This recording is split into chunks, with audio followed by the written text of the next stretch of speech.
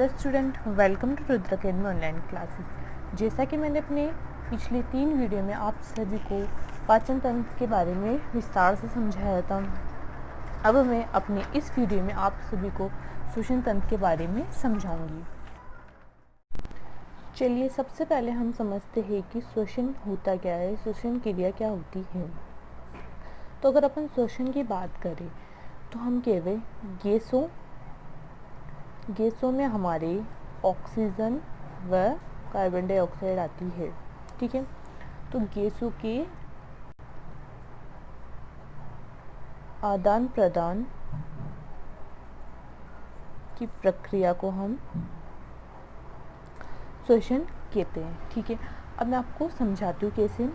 कि मानव है हम सभी, तो मानव को जीवित रहने के लिए ऊर्जा की आवश्यकता होती है। ठीक है, ऊर्जा उसको भोजन से मिलती है और वह ऊर्जा प्राप्त करने के लिए भोजन के रूप में पोषक तत्वों को ग्रहण करता है। ठीक है, अब जो पोषक तत्व रहते हैं जो हम श्वसन करते हैं, श्वसन में हम O2 यानी ऑक्सीजन को ग्रहण करते हैं। तो ये जो हमारा O2 होता है, ऑक्सीजन होती है, ये हमारे पोषण तत्व का ऑक्सीकरण कर देती है। ठीक है, तो हमारे पोषक तत्व का क्या हो गया, ऑक्सीकरण हुआ। किसके द्वारा हुआ, हमारे O2 के द्वारा। O2 हमको कहाँ से प्राप्त हुई, हमारा ऑक्सीजन हमको कहाँ से प्राप्त हुआ, श्वसन द्वारा। ठीक है, अब क्या हो गया, पोषक तत्वों का ऑक्सीजन। पोषक तत्वों का ऑक्सीजन होने से हमको क्या मिलती है, ऊर्जा मिलती है। ऊर्जा किस रूप में मिलती है, हमको ATP के रूप में मिलती है। ठीक है, तथा हमें जो हमारी शरीर में हानिकारक गैस होती है जो कि CO2 होती है, उसको भी हम श्वसन द्वारा क्या करते हैं, उसका हम त्याग करते हैं। ठीक है, ये बात समझ में आ गई आपको। ठीक है, तो अब हम ये समझते हैं श्वसन के अंदर 3 चीज़ें आती है। एक तो आती है O2 को ग्रहण करना। ठीक है, दूसरा आता है CO2 का त्याग, एवं इसमें आता है कि हमारे शरीर में O2 का परिवहन तथा CO2 का परिवहन। O2 का परिवहन तो कैसे होगा कि जब हम श्वास लेते तो O2 को ग्रहण करते, तो अब ये O2 पूरे शरीर में जाएगा, विभिन्न भागों में जाएगा, जिससे क्या होता है कि जो हमारे पोषक तत्व रहते हैं उसका ऑक्सीकरण हो जाए और हमको ऊर्जा प्राप्त हो जाए। तो हम क्या है, O2 का परिवहन, CO2 का परिवहन, CO2 यानी कार्बन डाइऑक्साइड। तो जैसे जैसे विभिन्न अंगों के पास अपने पोषक तत्व रहते हैं, O2 जाता है, ऑक्सीकरण होता है, तो साथ के साथ वो हानिकारक गैस क्या बनाता है, CO2 बनाता है। तो इसको भी हमारे शरीर से त्याग करना आवश्यक होता है। तो इसको भी हम त्याग करने के लिए, इसका भी हमारे शरीर में जो परिवहन होता है वो कौन करता है, वो करता है हमारा रक्त करता है। ठीक है,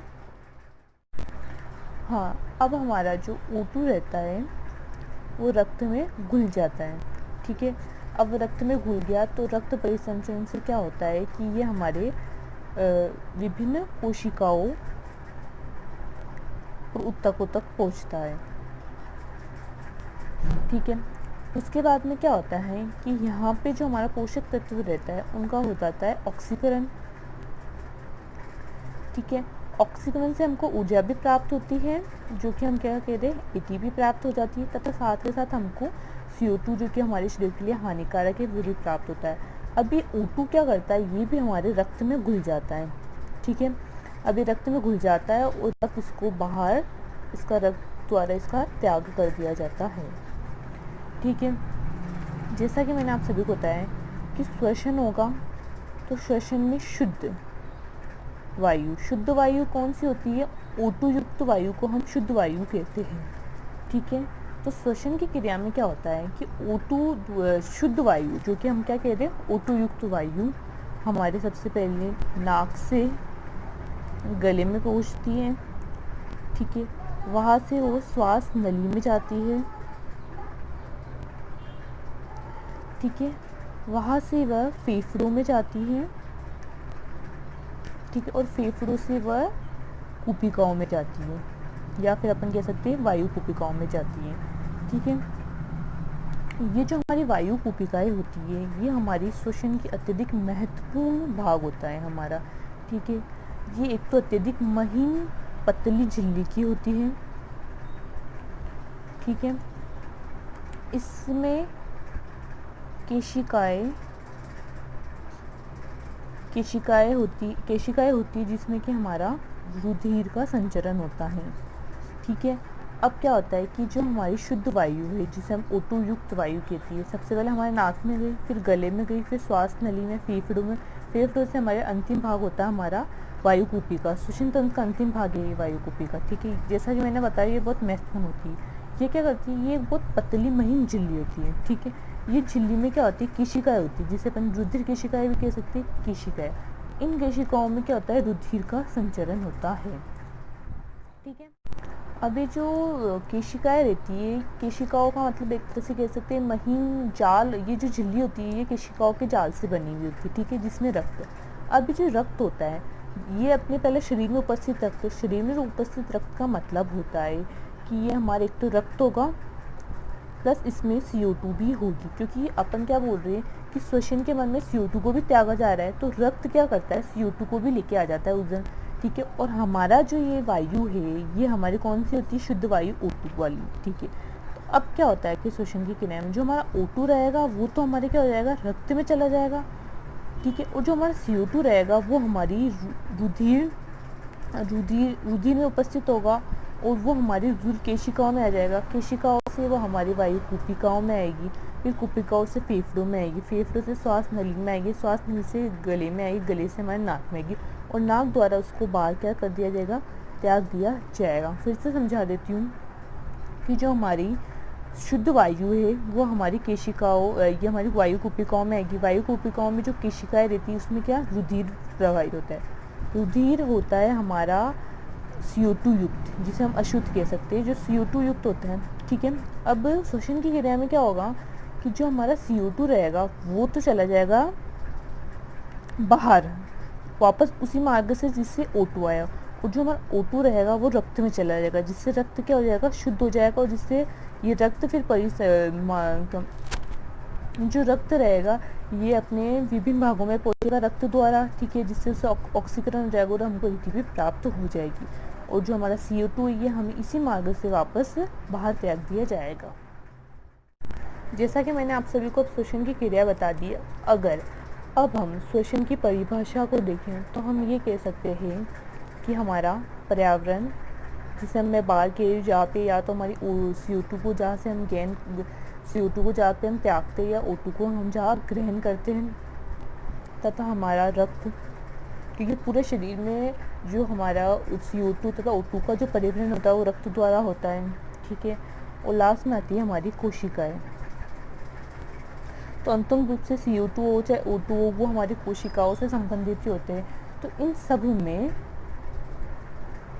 गैस हमारी कौन सी है, CO2 व O2। CO2 को हम त्यागते हैं, O2 को हम ग्रहण करते हैं। CO2 हमारे लिए अशुद्ध होती है, ये हमारे मतलब शरीर में हानि पहुंचाती है। O2 से हमारा भोजन का ऑक्सीकरण होता है, जिससे हमको ऊर्जा प्राप्त होती है। की जो आदान प्रदान की क्रिया होती है, उसे ही हम श्वसन कहते हैं। सबसे पहले मैं आपको जो हमारा श्वसन तंत्र है, उसके विभिन्न भागों के बारे में बता देती हूँ। जो हमारा श्वसन तंत्र का प्रथम भाग होता है, उसे हम कहते हैं नासिका, ठीक है, जिसे हम नॉर्मल शब्दों में नाक कहते हैं। दूसरा आता है हमारा मुख। मैं आपको बाद में समझाऊंगी कि जो हमारा श्वसन होता है, वो मुख से भी लेते हैं तथा हमारे नाक से भी लेते हैं। मुख्य रूप से हम नाक से ही लेते हैं। तीसरा आता है हमारी ग्रसनी। ग्रसनी हमने अपने पाचन तंत्र में भी पढ़ी थी, जो कि हमारे श्वसन तंत्र और पाचन तंत्र का संयुक्त भाग होती है। चौथा आता है हमारा स्वरयंत्र, या जिसे हम लैरिंक्स भी कहते हैं। फिफ्थ आता है हमारी श्वास नली। सिक्स्थ आती है हमारी श्वसनी व श्वसनिकाएं, ठीक है।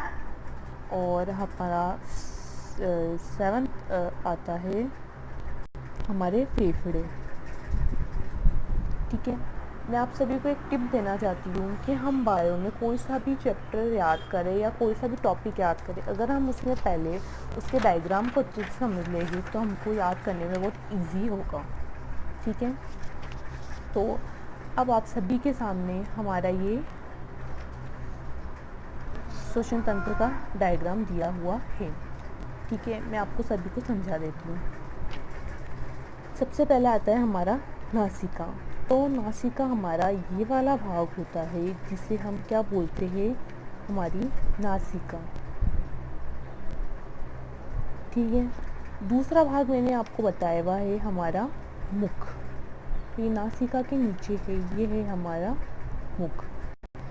देखिए, वैसे मुख्य रूप से हम जो हमारा श्वसन होता है वो हम नासिका से ही करते हैं, पर कुछ कारणवश या कुछ भी दुर्घटना वगैरह अगर हमारी नासिका से हम श्वास नहीं ले सके तो हम मुख से भी लेते हैं। पर मुख से लिए हुई श्वास में जो हमारी वायु रहती है वो इतनी शुद्ध नहीं रहती जितनी कि हमारी नासिका में रहती है। ठीक है, हम अब चलते हैं नासिका। जो हमारी नासिका रहती है, नासिका में हमारे छोटे छोटे नासा रंध्र रहते हैं जो कि हमारी जो अशुद्ध वायु होती है या जिसमें हम हम वायु ग्रहण करते हैं उसमें छोटे छोटे जो कण रहते हैं, वायु कण रहती है या कोई भी अशुद्धि रहती है उसको वहीं पे रोक लेती है। ठीक है, नासिका में इस जगह यहाँ पे हमारे एक श्लेष्म झिल्ली भी होती है। वो क्या करती है, जो हमारे धूल के कण आते हैं उसको अपने पे चिपका लेती है, जिससे क्या होती है कि वो आगे हमारे फेफड़ों आदि में ना जाए। ठीक है, उसके बाद ये है हमारी ग्रसनी।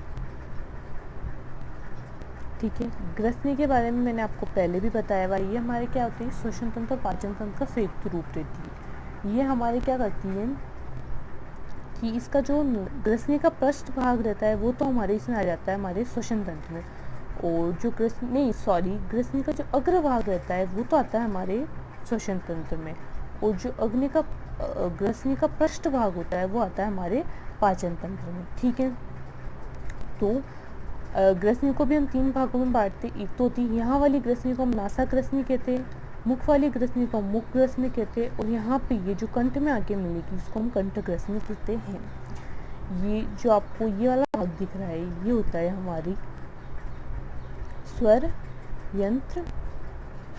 ठीक है, यहाँ पे इसी भाग से हम हमारी ध्वनि उत्पन्न करते हैं तथा हम बोल पाते हैं। ठीक है, यहाँ पे हमारे घाटी ढक्कन नाम का एक पल्ला होता है, जिससे ये क्या होता है कि जब हम भोजन ग्रहण करते हैं तब वो जो पल्ला होता है वो इस भाग को ढक लेता है, जिससे क्या होता है कि जो हमारा भोजन रहता है वो हमारी श्वास नली में नहीं आता है। ठीक है, ये जो भाग है, ये जो हमारे वक्ष स्थल में फैला हुआ है इसे हम बोलते हैं श्वास नली।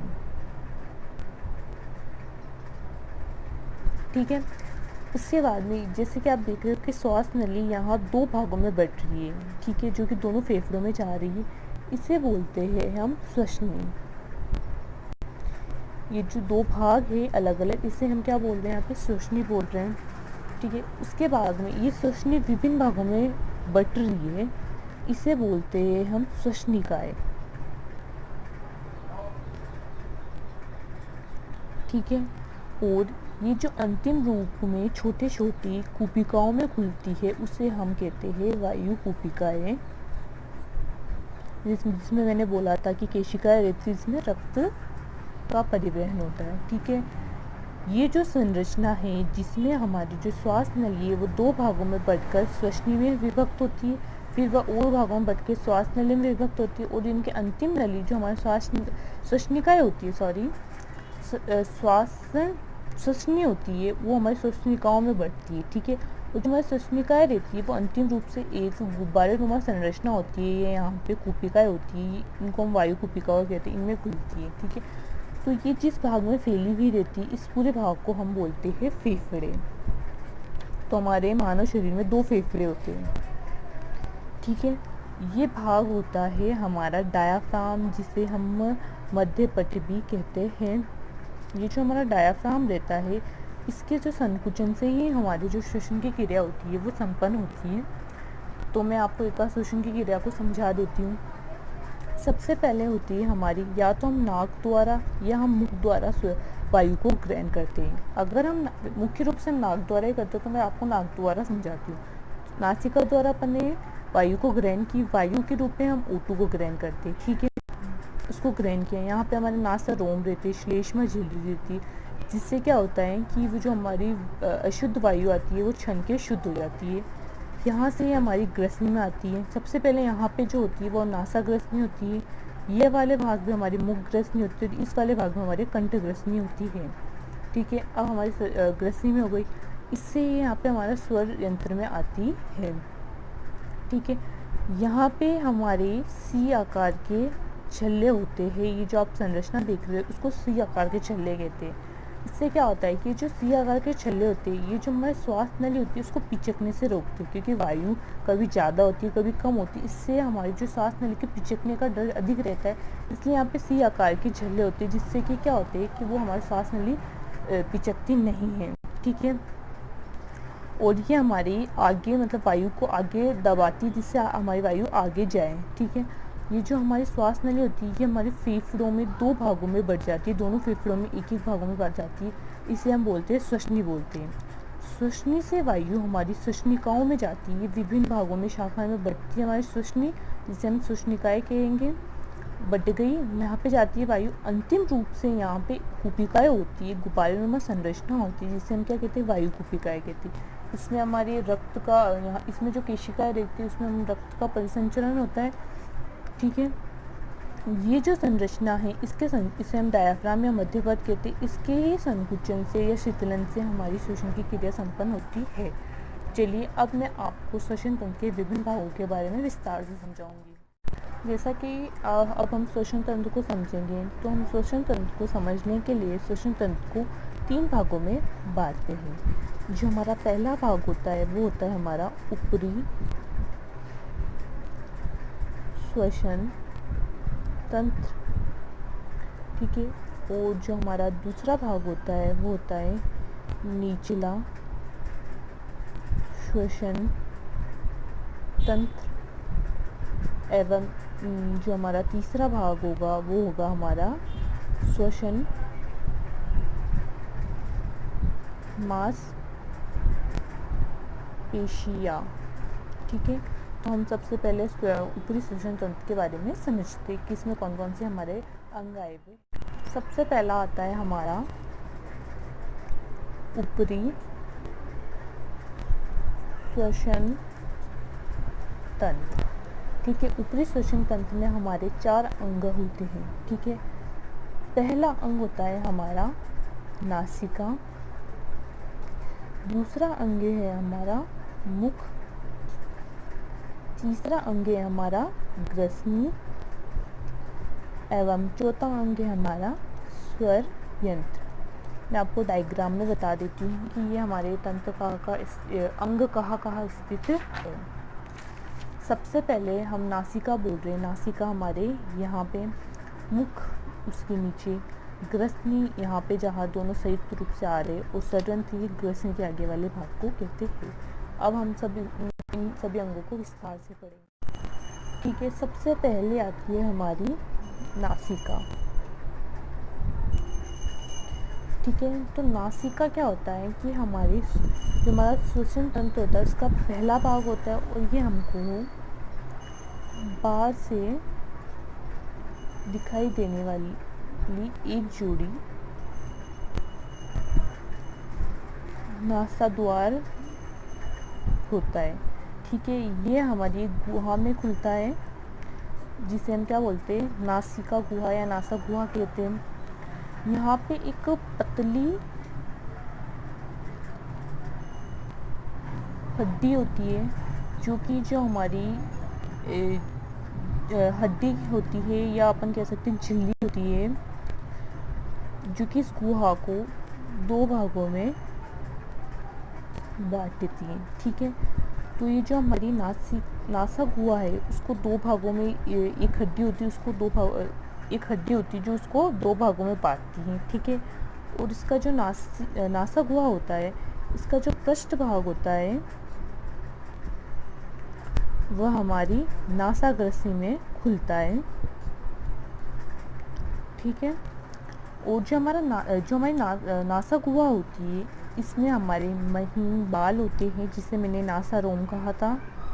ठीक है, झाड़ू नुमा पक्षमाभ होते, पक्षमाभ हम छोटे छोटे बाल होते उसको भी हम पक्षमाभ कह सकते हैं। ठीक है, पतली झिल्ली,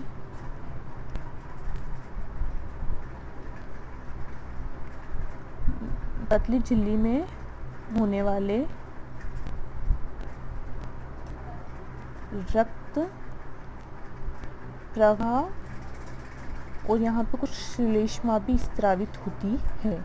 ठीक है, महीन बाल, झाड़ूनुमा पक्षमाभ, पतली झिल्ली में हमारा जो रक्त का प्रवाह होता है और श्लेष्मा होता है, इन सभी के, इन चारों के जो सहयोग होता है उससे क्या होता है कि हम जो श्वसन में जो वायु लेते हैं, श्वसन में जो वायु लेते हैं उसमें जो भी हमारे धूल के कण होते हैं, ठीक है, या जो हमारे परागकण होते हैं या कोई फफूंद,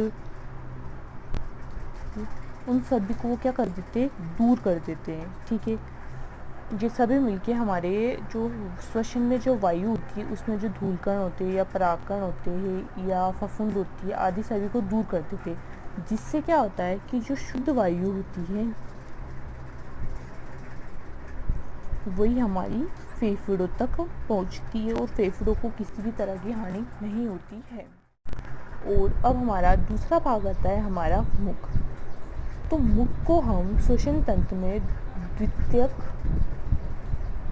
अंग कहते हैं। क्यों कहते हैं कि जब हम श्वसन नासिका से ना ले पाए या कोई भी जब हमको आवश्यकता होती है जिसमें हम नासिका से श्वसन नहीं ले पाए, तब हम लेते हैं हमारे द्वितीयक अंग जिसको हम मुख बोलते हैं, उससे हम श्वसन लेते हैं। ठीक है, जो हम मुख से श्वसन लेते हैं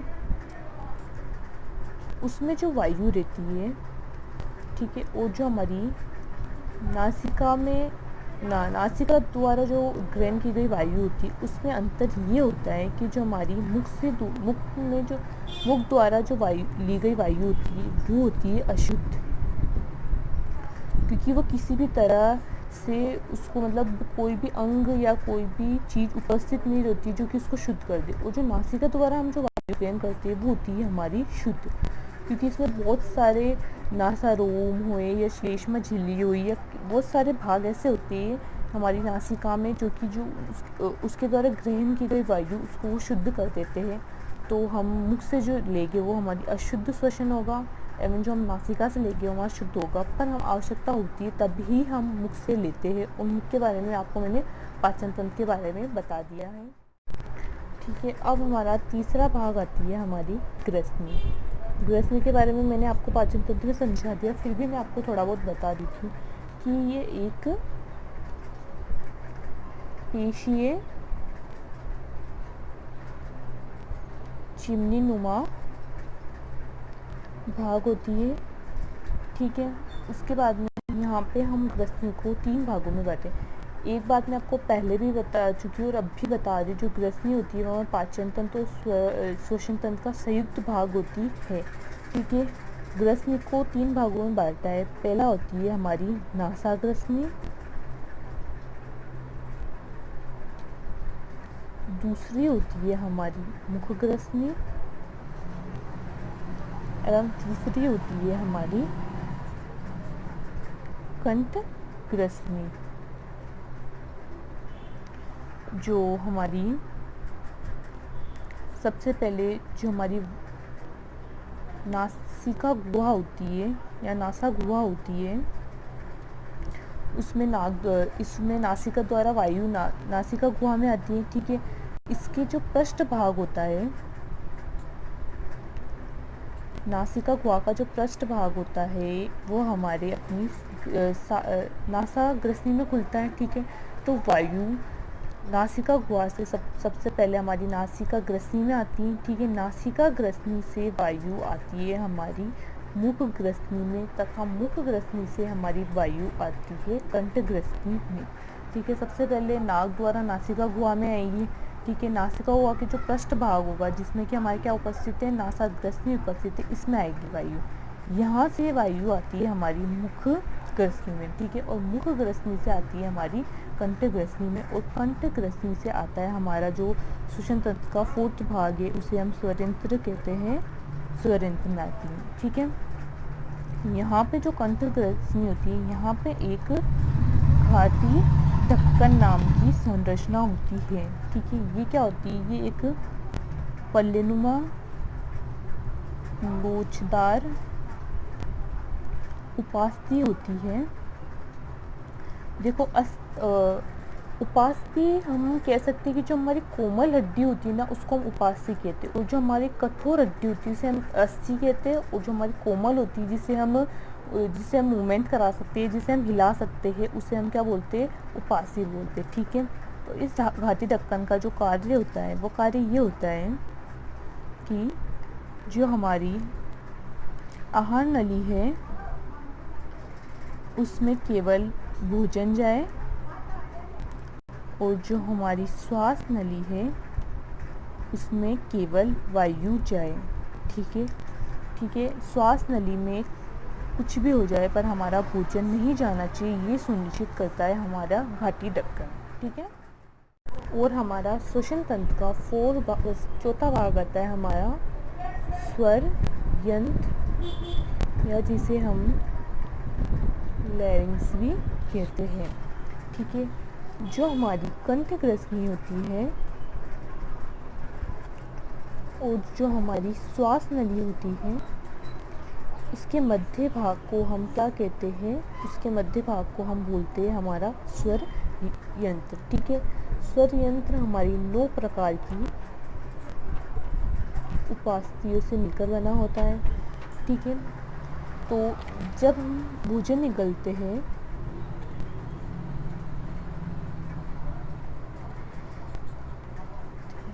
तो जो हमारा घाटी ढक्कन होता है, ठीक है, वह एक आवरण के रूप में कार्य करता है। ठीक है, किसके आवरण के रूप में, स्वर यंत्र के आवरण के रूप में।